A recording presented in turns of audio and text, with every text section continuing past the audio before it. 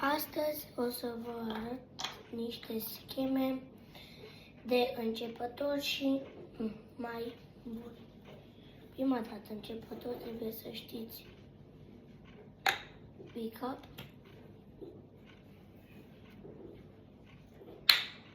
small cup, base cup,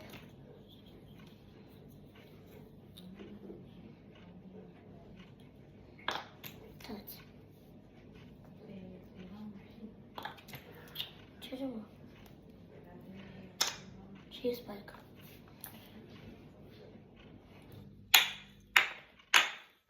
După ce mai avansați, o să trebuiască să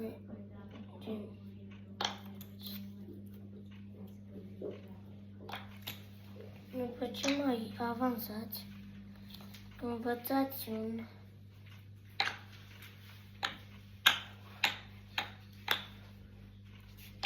bicapin. O să stau puțin la bicapin pentru că nici eu nu știu așa bine.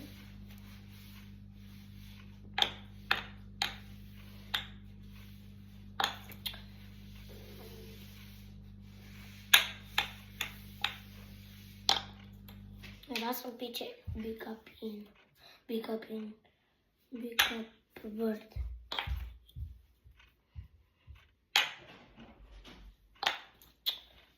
Așa, să zicem un bicapin, ca să nu mai stăm, small cup in, base cup. După, să învățați around the world. Big cup, small cup, base cup,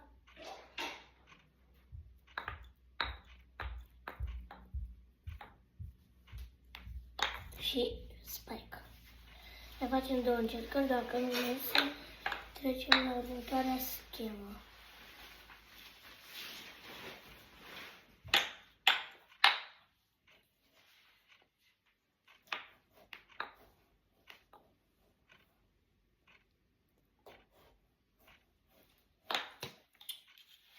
Avem o încercare.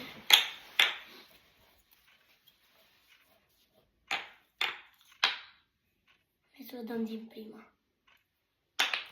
Bun. După around the world. Am uitat să vă spun că la prima când am spus cu pick up o lăsăm jos, small cup o lăsăm jos, base cup o lăsăm jos, spike o lăsăm jos. Am uitat să mai spun și elefant. Iată.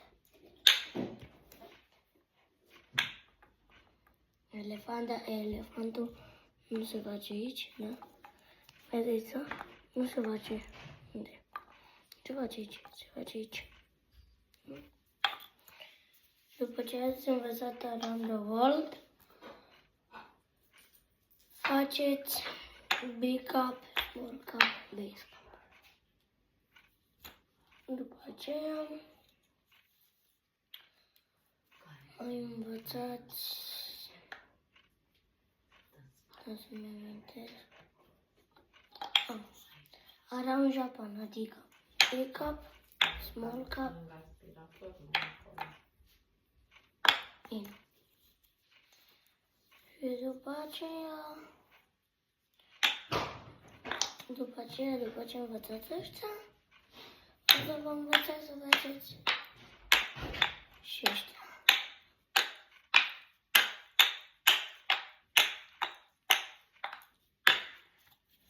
Bun, eu mi-am inventat o muzică, să știți că îmi place de Cerebel și am făcut muzică cu Cerebel. O știți pe aia lui Extremis, nu e Kendama. În ce? Eu am făcut-o și cu încă ceva. Deci, Domnul Kendama. Ce? Cerebel. Un ce la Bubu. Un ce? Un 6-7.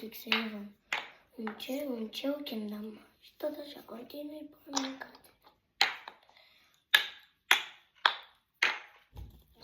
Așa mă joc eu cu ele, big cup, small cup, base cup, big cup, small cup, ăștia.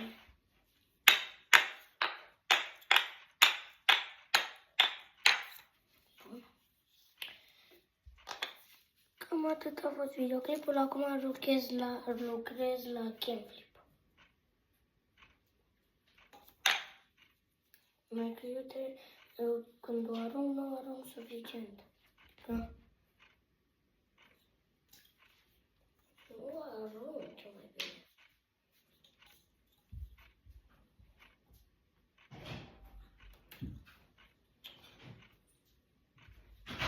Bun.